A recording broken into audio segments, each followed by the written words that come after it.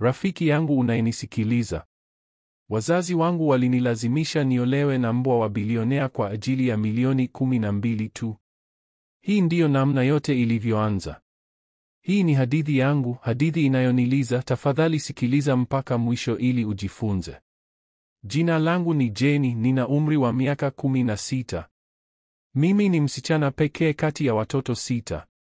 Lakini katika familia yangu, kuwa msichana haikuwa baraka, ilikuwa ni laana. Hawakuwahi kusema waziwazi, lakini walionyesha katika kila jambo. Namna walivyokuwa wakinilisha mwisho. Namna walivyokuwa wakinitazama kana kwamba sikuwepo. Ndugu zangu 5 walikuwa na sare, vitabu na ndoto. Mimi nilikuwa na kitambaa cha kufutia vumbi, ndoo na orodha ya kazi za nyumbani ndefu kama mkono wangu. Kila asubuhi nilikuwa naamka kabla hata ya jua kuchomoza, kuchemsha maji, kupika, kufagia. Nilikuwa nikipakia chakula cha mchana kwa ajili ya ndugu zangu kwa mikono inayotetemeka. Hawakuwahi kusema asante. Kwa nini wangesema? Nilikuwa nafanya tu kile nilichozaliwa kufanya. Kile ambacho wasichana walitarajiwa kufanya. Sikujua kusoma. Sijawahi hata kuingia ndani ya darasa. Wakati mmoja nilimsihi mama anipe ruhusa niende shule. Akanipiga kofi kali sana kiasi kwamba masikio yangu yalikuwa yanalia kwa masaa kadhaa. Nani atawapikia kaka zako kama uko shule? Alinguruma. Unataka wakufe kwa njaa? Walisema wasichana hawahitaji shule. Utaolewa tu siku moja. Hiyo ndiyo kazi yako. Kazi yangu? Kana kwamba nilizaliwa kuhudumia, si kuota ndoto. Kwa hiyo nikajifunza kupika badala ya kuhesabu. Nikajifunza kusafisha badala ya kuandika. Nikajifunza kutii badala ya kuwa na tumaini. Nilikuwa nalala juu ya mkeka mwembamba pembezoni mwa chumba uliokuwa na matundu na unyevunyevu. Wakati kaka zangu walikuwa na vitanda na mito, mimi nilikuwa na sakafu baridi. Milo yangu ilikuwa kila wakati kilichobaki, baridi, kikavu, wakati mwingine tayari kimeguswa na inzi. Kuna wanyama wanaokula vibaya zaidi, baba yangu alisema siku moja. Hakuna aliyewahi kusherehekea siku yangu ya kuzaliwa. Hakuna aliyewahi kunikumbatia. Hakuna aliyewahi kuniuliza kama niko sawa. Nilikuwepo tu. Na bado, kwa namna fulani, katika nyufa za maisha hayo ya kikatili, bado nilitumaini labda siku moja mama angenikumbatia. Labda baba angesema ninajivunia wewe. Labda kaka zangu wangeacha kunitendea kama mzimu. Sikutaka mengi. Nilihitaji tu jambo la kawaida. Lakini nilikosea. Kwa sababu siku moja kaka yangu aliugua na kila kitu kilibadilika. Colin, kaka yangu wa kwanza kuzaliwa, alirudi nyumbani kutoka shule huku akishika kichwa chake na kuugua kwa maumivu makali. Mama alishtuka. Ni malaria. Typhoid. Mungu apishe mbali. Usiku huo alitapika mara 2. Asubuhi ilipofika alianguka alipokuwa akijaribu kusimama. Baba alimbeba kama vile alikuwa mfalme wa kifalme, kama mwana wa kifalme wa nchi. Walimkimbiza hospitalini huku wakipiga kelele kuwaomba majirani msaada. Mimi sikuruhusiwa kwenda. Nilibaki nyuma nikisugua sakafu, nikisikiliza sauti ya saa ikipiga. Tumbo langu lilikuwa likiuma, si tu kwa hofu ya Colin, bali kwa hofu ya kile ambacho kingefuata. Kwa sababu katika familia yangu, mambo yalipoharibika, lawama zilikuwa zinanirudia mimi kila wakati. Waliporudi, baba yangu alionekana kama mzimu. Mikono yake ilikuwa inatetemeka. Macho ya mama yalikuwa mekundu na yamevimba. Kaka zangu walikaa kimya kwa mara ya kwanza katika maisha yao. Kisha baba alisema kwa sauti tambarare, ana uvimbe kwenye ubongo wake. Anahitaji kufanyiwa upasuaji. Ni kiasi gani? Mama aliuliza kwa sauti ya kunong'ona. Milioni 12, baba alijibu. Milioni 12. Hiyo ilikuwa zaidi ya tulichowahi kuona. Zaidi ya tulichowahi kuota. Siku zilizofuata zilikuwa dhoruba ya wasiwasi. Wazazi wangu walianza kuuza kila kitu, Toyota yao ya zamani, televisheni, hata jenereta ambayo ilifanya kazi siku chache tu za bahati. Mama alivua shanga zake za korali na akazipeleka kwa fundi wa vito huku akilia njiani. Lakini bado haikutosha. Waliwasihi ndugu, hakuna aliyeweza kusaidia. Watu wa kanisani walitoa maombi tu, lakini pesa hakuna. Colin alizidi kuwa mbaya. Alikataa kula. Macho yake yaligeuka kuwa kijivu tupu. Na kisha usiku mmoja, mama aliingia kwenye chumba nilimokuwa nimelala juu ya mkeka wangu wa kuchakaa. Alisimama juu yangu kwa muda mrefu, kivuli chake kikitanda sakafuni kama onyo. Kisha kwa sauti baridi kama chuma alisema, Jeni, kuna njia moja ya mwisho. Niliketi taratibu. Njia gani mama? Alishusha sauti hadi kunong'ona. Kuna mzee tajiri mjini. Anatoa utajiri mkubwa kwa familia yoyote itakayokubali kumpa binti yao aolewe na mbwa wake. Nilipiga miayo ya mshangao. Nini? Moyo wangu ulisimama. Unataka niolewe na mbwa? Hakutikisika hata kidogo. Tunahitaji hiyo pesa, Jeni. Hii ndiyo nafasi yako ya kumsaidia kaka yako. Kusaidia familia. Nilimtazama nikiwa nimeshtuka sana hata machozi yalishindwa kutoka. Mwanzoni nilidhani ni utani. Utani mchafu wa kikatili. Ni nani anaoa mbwa? Ni mama gani anamwambia mwanae kitu kama hicho? Lakini nilipotazama machoni mwake, niliona kitu kilichonitia baridi kuliko maneno yake. Alikuwa anamaanisha kweli. Kwa uzito wa kifo. Nilitikisa kichwa polepole. Mama, huwezi kumaanisha. Mimi ni binadamu. Alisimama kwa haraka kana kwamba maneno yangu yalimkera. Usiwe mjinga, Jeni. Hii sio kuhusu hisia. Ni kuhusu maisha. Kwa ajili ya Colin. Nilimuuliza kwa sauti inayotetemeka, kwa ajili ya familia hii. Alijibu kwa hasira, kaka yako anakufa. Unadhani tutakaa tu tukimwangalia anapotea ilhali wewe upo hapa unavuta pumzi bila kufanya lolote? Machozi yalitiririka kwenye mashavu yangu. Lakini mama, mimi nina miaka 16 tu. Akarol macho kwa dharau, kisha akatoka chumbani bila kusema neno jingine. Nilikaa pale kwa masaa mengi nikijikumbatia. Nikiomba iwe ni ndoto tu. Lakini ndoto mbaya ilikuwa ndiyo inaanza tu. Asubuhi iliyofuata baba aliniita kwenye sebule. Mama alikuwa tayari ameketi pale kama malkia, ndugu zangu wote wakimzunguka kama wafalme. Hakuna aliyeonekana kunitazama kwa huruma. Jeni, baba alianza kwa sauti tambarare, utaolewa. Nilipatwa na bumbuazi. Moyo wangu ukaporomoka hadi tumboni. Na nani? Niliuliza. Hakusita. Na mbwa wa yule tajiri? Nilipiga kelele, hapana. Tafadhali, hili haliwezi kuwa kweli. Uso wake ukageuka kuwa wajiwe. Hii si ombi. Tumekubali ofa. Analipa milioni 12. Milioni 12. Ndicho nilichokuwa nafaa kwao. Milioni 12 kwa ajili ya mimi. Miguu yangu ilishindwa kunibeba. Nikaanguka chini. Mimi si kitu cha kuuzwa, nililia. Unapaswa kufurahia kuwa kuna mtu anataka kukuoa, baba alinguruma. Umekuwa mzigo kwa miaka 16. Niligeukia kwa mama yangu nikijaribu mara ya mwisho. Mama, tafadhali. Mimi ni binti yako. Aligeuka kando na kusema kwa baridi, unapaswa kushukuru, angalau sasa utakuwa na maana. Maneno hayo yalivunja kitu ndani yangu. Sikuwa mtoto kwao. Nilikuwa malipo. Nilijaribu kukimbia lakini baba alizuia njia. Kabla sijasema chochote alinislap kwa nguvu kiasi kwamba nyota zililipuka machoni mwangu.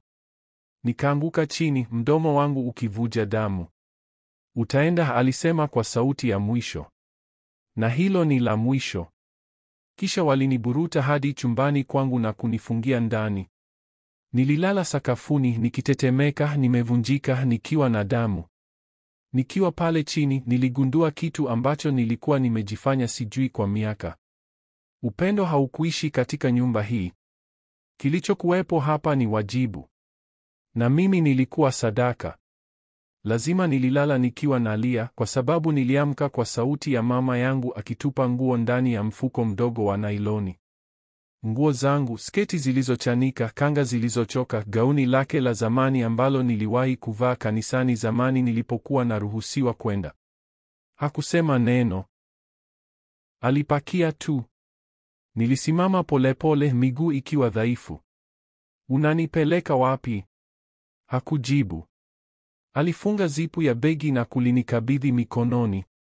Osha uso wako, alisema kwa baridi. Dereva atakuja muda si mrefu. Dereva? Nilisalia nimeganda pale. Kweli wananituma nikaolewe na mbwa? Nilisali kimoyomoyo mtu yoyote anizuie. Kwamba mama yangu angebadilisha mawazo. Kwamba mmoja wa kaka zangu angesema hili halifai. Lakini hakuna aliyeongea. Walionekana kana kwamba ilikuwa siku nyingine ya kawaida tu. Saa 3 asubuhi, gari jeupe la kifahari liliingia kwenye ua wetu. Mwanaume mmoja aliyekuwa amevaa suti alitoka. Alionekana tajiri mno hata kuwa karibu na watu kama sisi. Baba yangu alikimbia kwenda kumlaki akiwa na tabasamu kama la mpumbavu. Mama yangu alinishika mkono kwa nguvu na kunivuta mbele. Yule mwanaume alinitazama kisha akamgeukia baba yangu. Huyu ndiye msichana? Ndiyo, bwana, baba yangu alisema kwa kujivunia. Huyu ndiye Jeni wetu. Yule mwanaume alinichunguza kama mnyama wa sokoni. Anaonekana mwenye afya nzuri. Nzuri. Sio mrembo. Sio mwenye akili. Tu mwenye afya. Kama nilikuwa mbuzi sokoni. Akamkabidhi baba yangu bahasha nene. Baba yangu akaifungua, akaanza kuhesabu noti. Kisha akatabasamu hata zaidi. Sasa ni wako, alisema. Yule mwanaume akasema kwa sauti tulivu, nifuate msichana. Nilimtazama mama yangu kwa mara ya mwisho. Hakunigeukia hata mara moja. Miguu yangu ilikuwa kama mawe. Lakini bado niliingia ndani ya gari. Mlango ukafungwa. Injini ikaanza. Tulipoondoka, nilitazama nyuma kwenye nyumba niliyowahi kuiita nyumbani. Hakuna aliyenipungia mkono. Hakuna aliyelia. Hakuna aliyekuwa na habari. Hiyo ndiyo ilikuwa siku niliyoacha familia yangu. Sio kwa ajili ya upendo. Sio kwa ajili ya elimu. Sio kwa ajili ya maisha bora. Bali kwa ajili ya kuwana na mbwa. Safari ilikuwa ndefu na kimya. Nilikaa kwenye kiti cha nyuma nikikumbatia begi langu la nailoni kama kwamba lilikuwa sehemu yangu ya mwisho iliyobaki duniani. Tulipita majengo marefu, mitaa iliyojazana watu, kisha tukaingia maeneo yaliyotulia zaidi, safi zaidi, nyumba zilizoonekana kama kasri. Kisha tukaifikia barabara pana iliyojaa miti na maua. Mwisho wake kulikuwa na lango kubwa la dhahabu. Lango lilifunguka polepole kana kwamba kwa uchawi na gari likaingia. Jumba lililosimama mbele yangu lilikuwa kubwa kuliko nyumba yoyote niliyowahi kuona. Kuta za marumaru meupe, madirisha yaliyong'aa na chemchemi iliyocheza katikati ya uwanja kama haijawahi kuona vumbi maishani. Hapa ndipo mbwa anaishi, nilijiuliza kimoyomoyo. Dereva alifungua mlango wa gari. Shuka, alisema kwa sauti ya kawaida. Miguu yangu ilitetemeka niliposhuka. Nikafuata nyuma yake hadi kwenye milango mikubwa ya mbele, moyo wangu ukipiga kwa nguvu ndani ya kifua changu. Ndani hewa ilikuwa baridi na safi. Ilinukia maua ya waridi, mbao zilizong'arishwa na kitu kingine, kitu cha kale. Ukumbi ulikuwa mrefu sana, uliojaa vioo na taa kubwa za kifahari zilizong'aa kama nyota. Miguu yangu ya peku ilizama ndani ya zulia laini. Wanawake wawili waliovaa sare za rangi nyeusi walitupita, vichwa vikiwa chini. Hawakusema chochote. Hawakunitazama hata. Kisha tukafika mbele ya milango mikubwa miwili mirefu. Yule mwanaume akafungua milango na pale alikuwepo mbwa ameketi juu ya mto uliowekwa juu kama mfalme kwenye kiti cha enzi. Hakuwa kama nilivyotegemea. Alikuwa na manyoya meupe, macho ya buluu, mkubwa, kimya na mwenye nguvu. Niliganda. Mwanaume aliyekuwa pembeni yangu aliinamisha kichwa kidogo. Bwana, alisema, bibi harusi wako amewasili. Goti zangu zilifunga. Koo langu likakauka. Macho ya yule mbwa yalikutana na yangu. Na kitu kilipitiliza kati yetu. Kitu baridi. Kitu cha kale. Kisha alisimama. Alikuwa mkubwa zaidi ya nilivyodhani. Kichwa chake kilikuwa juu, manyoya yake yaking'aa kama hariri. Shingoni mwake kulining'inia mkufu uliopambwa na almasi. Hakubweka. Hakunguruma. Alinitazama tu. Macho yake ya buluu mno yalikuwa ya kibinadamu sana. Kama yameishi kwa karne nyingi, yameona kila aina ya maumivu.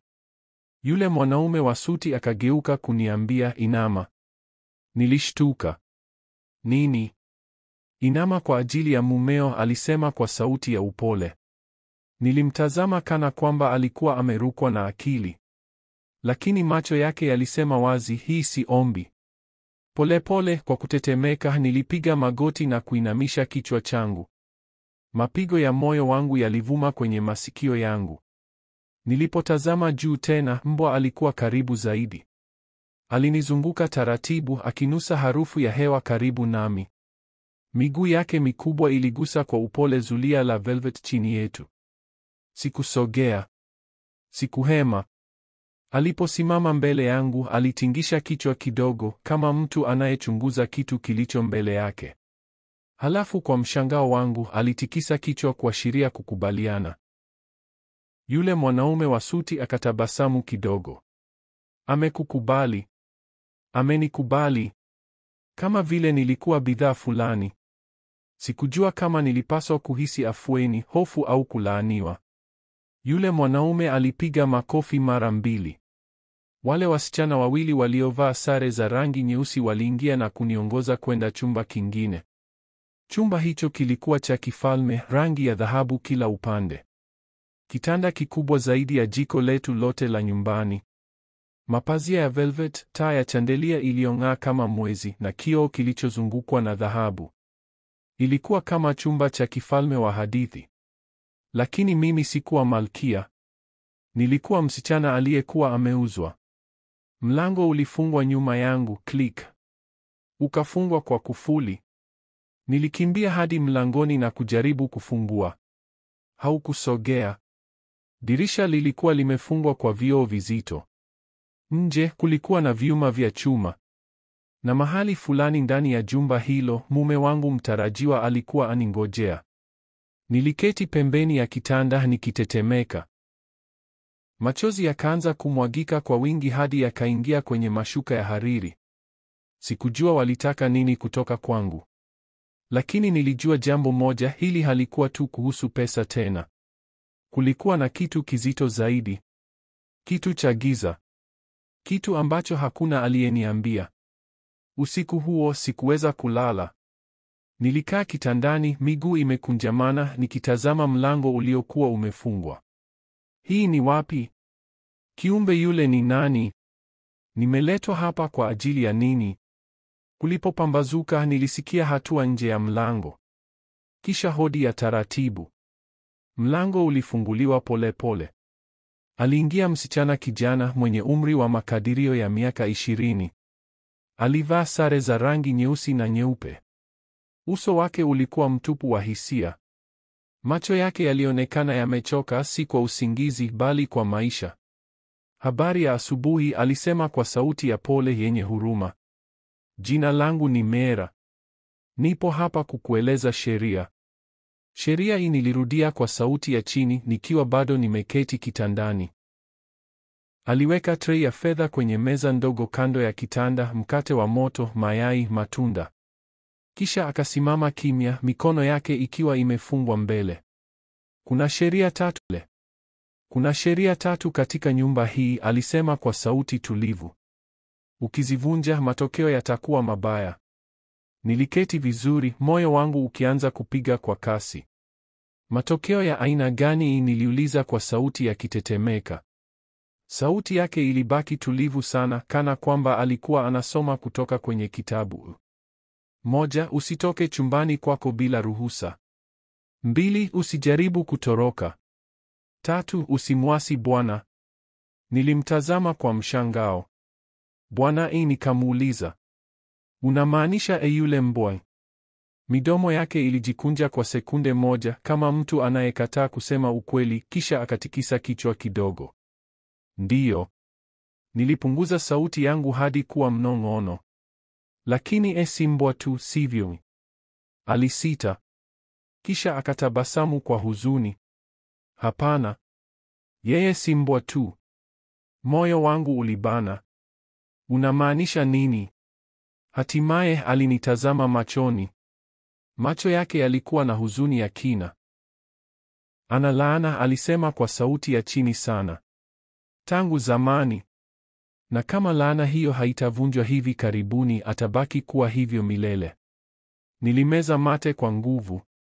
Laana ya milele? Nilirudia. Ndiyo, alijibu.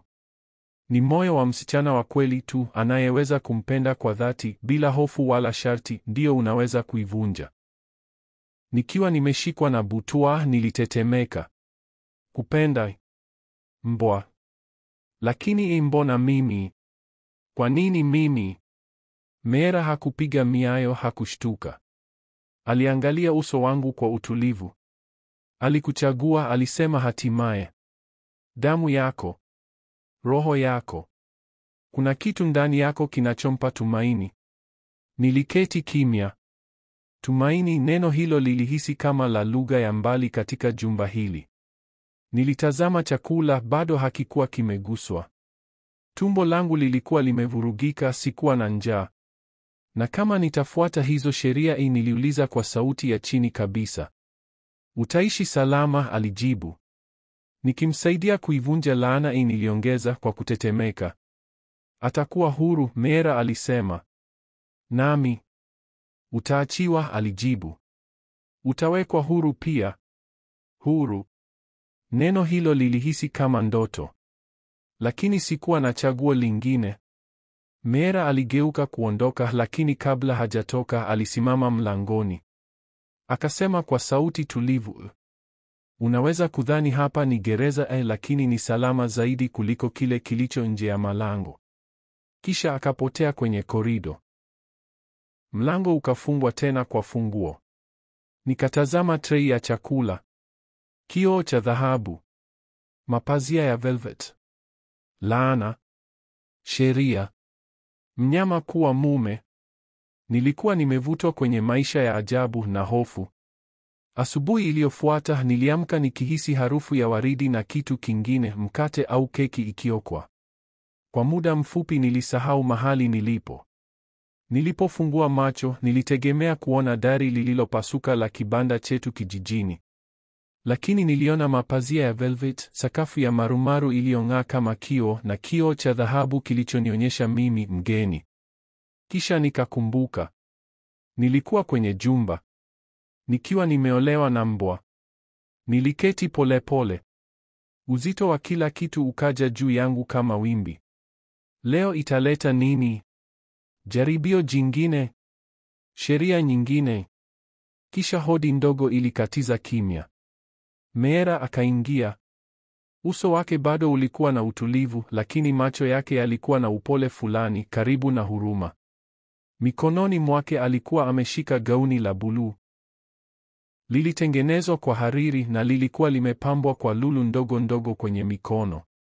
Habari ya asubuhi, Jeni, alisema kwa sauti nyororo. Bwana anapenda kutembea na wewe leo. Ameomba uvae hili. Nilishtuka. Anataka kutembea nami? Akatikisa kichwa. Anapenda bustani ya mashariki. Waridi wanachanua. Nilisita, kisha nikachukua gauni. Lilihisi kama ndoto, laini, baridi, la bei ghali. Sikuwahi kuvaa kitu cha aina hii maishani mwangu. Meera alinisaidia kuvalia. Akachana nywele zangu kwa upole, akazifunga kwa utepe. Nilitembea taratibu kama mtu anayekanyaga maisha ambayo si yake. Korido ilikuwa kimya sana. Wahudumu walitembea kama vivuli, wapole, kimya, wasiosomeka. Hakuna aliyesema kitu. Tulipita michoro ya dhahabu, kuta zenye velvet na chandeliers zilizong'aa kama nyota. Kisha nikatoka nje. Mwanga wa jua ukanikaribisha, wa dhahabu, wenye joto. Bustani ilikuwa hai. Waridi wa kila aina, nyekundu ya damu, rangi ya krimu, ya dhahabu. Hewa ilijaa harufu ya maua na kitu kingine cha kale cha ndani.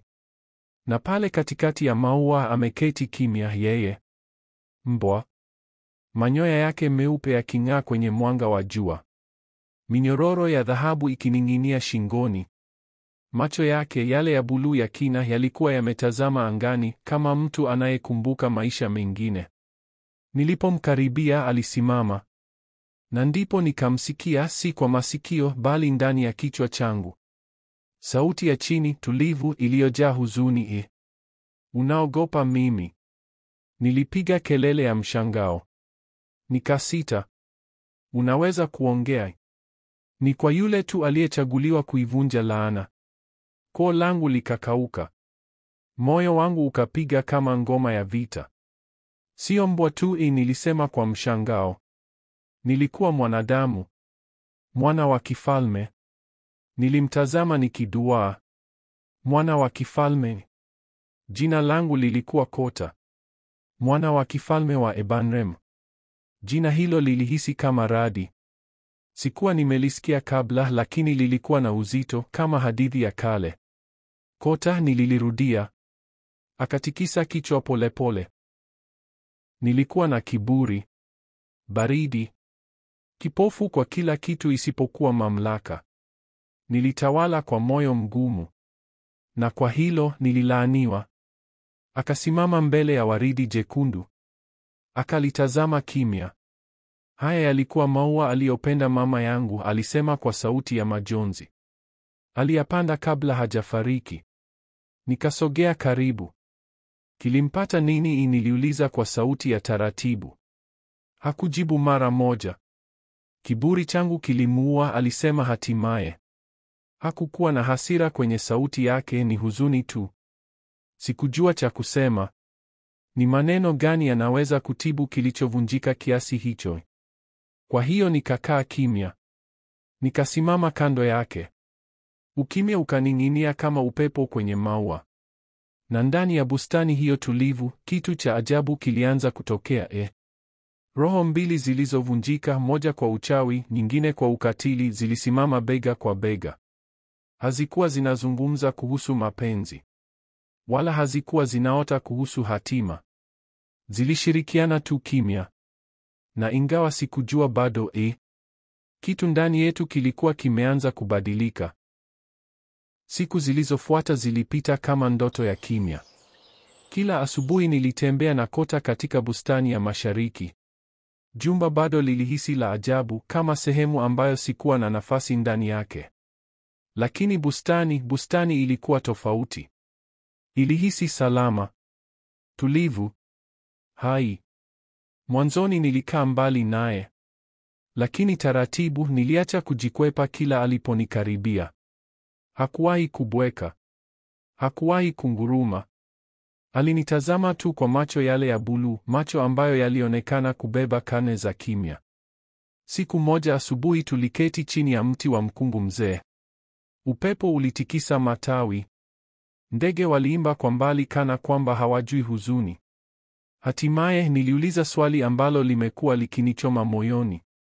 Kwa nini ulelaaniwa? Kota hakujibu mara moja. Alitazama juu angani. Nilivunja moyo wa mtu aliyenipenda kwa dhati, alisema hatimaye. Nilimdharau. Nikamtumia. Halafu nikamtupa. Kifua changu kilibana. Alikuwa mchawi? Niliuliza kwa sauti ya chini. Hapana, alisema. Lakini mama yake alikuwa. Nikisubiri, alielezea kwa sauti ya chini. Mchawi alikuja kwangu akiwa amevaa umbo la mwanamke maskini. Aliniomba hifadhi. Nikacheka. Nikamwita mbaya, mchafu. Sikumjali. Usiku huo alirudi akiwa katika umbo lake halisi. Akanilaani. Sauti yake haikupanda. Hakukasirika. Alionekana kuchoka tu. Alisema nitabaki kuwa mnyama hadi mtu ambaye ameumia zaidi yangu ataweza kuniangalia na asikimbie. Mtu safi. Mtu mwema. Nilimeza mate kwa taabu. Wewe ulisema uliwachagua wengi kabla yangu. Ndiyo, alisema kwa sauti tulivu. Lakini kila msichana waliomleta hapa alikimbia. Aliita mimi mnyama. Mmoja alijaribu kunichoma na kisu. Hakuna aliyebaki. Nilifikiria kuhusu jinsi wazazi wangu walivyonikabidhi. Hakuna kwaheri. Hakuna machozi. Fedha tu mezani.